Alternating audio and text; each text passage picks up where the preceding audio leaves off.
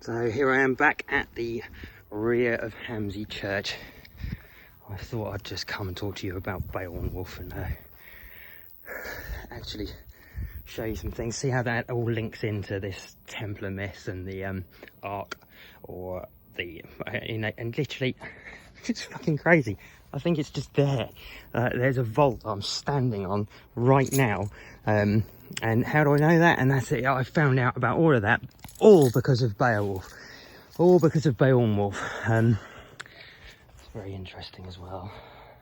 There was very clearly some things here and here. They say there's no evidence of there being any sign of anything on this outside wall. You can clearly see it. I mean, I'm a builder, I know. I can see where things have been put in and where they've been taken out. Look at that line running off there. It's been rebuilt, so this has been taken down. But it's this area here that I want to get into. My God, I want to get in there. It feels a bit loose. I wonder if you can get in there.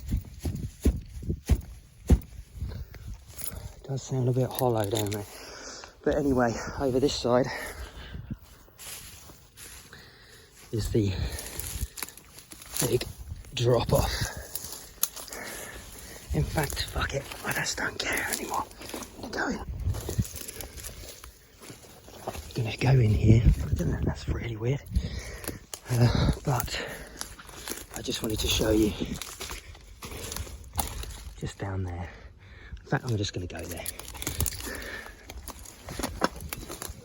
So, right here on this bank where this tree is growing over, I'm pretty certain that there is a Roman wall under here that is the arched wall that's spoken about in Beowulf. Now, who knows how much dirt has been put on here, but it doesn't look like vast amounts. But I think that just there, or somewhere around there, is where Beowulf died, having fought a Komodo dragon that Septimius Severus brought over from the shores of Africa. When he came here, he built a port. We know he built a bridge to protect the Roman citizens who were living further upstream. That was Ipwine's fleet. This is Ipwine's fleet that then the Anglo-Saxons came to when the Romans had departed our shores. And I really do think Septimius Severus brought these serpents over, these Komodo dragons. I mean, literally, it's the same creature they describe, and then all the artwork is the same. But yeah, Beowulf died here. Beowulf died here with Wiglaf. Oh, it's just amazing. I really feel drawn to this place. I'd say it was somewhere around there. I mean, it's so sad. So sad that these things have been forgotten, but they happened. So this realisation, once I've worked out everything to do with Beowulf, it made me realise that there is very likely a large vault under here if we follow the story. But clearly they cleared it out. The Anglo-Saxons cleared it out because we know they took it and put it in their vaults, in Beowulf's or Beowulf's burial mound. A lot of it was taken there, and the chances of them leaving anything behind really pretty slim. But that would have left an empty vault, which not many people would have known about, and it sounds like it was a very big empty vault. So what happened to it? Well, it's still there, and I'm pretty sure that Geoffrey de Say, who had, and William de Say, he had 14 knights that were living here, and we know that because it's written, and he had in some old document, but he had these 14 knights here, and we know he was a Templar, or he at least provided the Templars all of their land. And then it just so happens that this vault sits under this church that nobody knows about, and I never would have found out about it had it not been for Beowulf, or Beowulf. And I'm pretty sure they just repurposed it. And then if we look at all the other clues that we've ever been given, we find the matches of them here. So I'm telling you, there is a vault under here. A big vault with lots and lots of incredible history.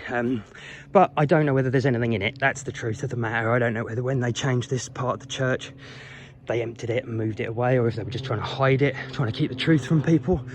Because belief ultimately is the greatest currency in the world, and if you can control people's perception, you can control them. But if you know, for instance, if we found the Ark of the Covenant, suddenly lend a lot of truth to the Bible, would it not? Might that change people's mind about religion, Christianity, spirituality? Because I mean, I believe Jesus was a real man. I don't know whether or not he was the Son of God. I think we are all that. But I think perhaps he was a realised spiritual human being, just like we have them today. But just highly realised, very clever. When I think he spent a lot of his missing years in India learning from the yogis over there. And he then came back to Israel and started teaching people. And then he was telling a different story to the story the Romans wanted everyone to believe. So again, we come back to stories. Stories, they really are the greatest power in the world. If you tell a story and you get people to believe it, you literally have changed their life. So you've got to be very careful with what you let in this world. It's such a strong currency. So we see media manipulating the world right now into believing a story. Ultimately, everything is a story. It's how much you sell it that counts. And I have to say that this pandemic could not have gone about, could not have done what they did without everybody being linked in, without everybody having a phone. I find it very, very interesting that the very second, pretty much within a couple of years of everybody getting a phone, they shut the world down because they can. They couldn't do it before. If you can't get to people to tell them, right, we're shutting you down, how on earth can they do that? And it's all through perception. It's got nothing to do with what's really happening in the world. It's just a power play. They know they're losing control, and they know they're losing it fast. And I hope that I can make that happen even faster by finding this and changing the world's mind. So don't get me wrong, I'm not entirely Christian, I'm not Hindu, I'm not anything. I do believe in a massive amount of spirituality, but I don't subscribe to any one religion. They're all very interesting. They're all telling the same story. Every single one of them is telling the same story in their own way, because they've come from different people who have become enlightened in different countries, with different traditions and with different thought processes. So, you know, that's what's happened. You know, there is one awesome power, which is the universe, the one story. And in that story, we can create any story we want. But this story I'm telling is just, you know, I'm trying to kind of, it's not my story, it is the story of the past that I think's been forgotten, my interpretation of it anyway, but I think I'm closer to the truth than everything, all the bullshit you've been told in your life. And maybe if we can get into that vault one day, I'm trying so hard to find somebody to actually listen and to come here and do some exploration, archaeology. So I'd like it done properly, I'd like it done really properly, because without that, you know, it will mean nothing. But people have always said, how would you know that the Ark is even the Ark, or the Grail is even the Grail, or any of these things are really what you say they are? Well, how about if you tell everybody where they are before you find them, then you find them? How on earth could they not be? Much love, everybody. Take care.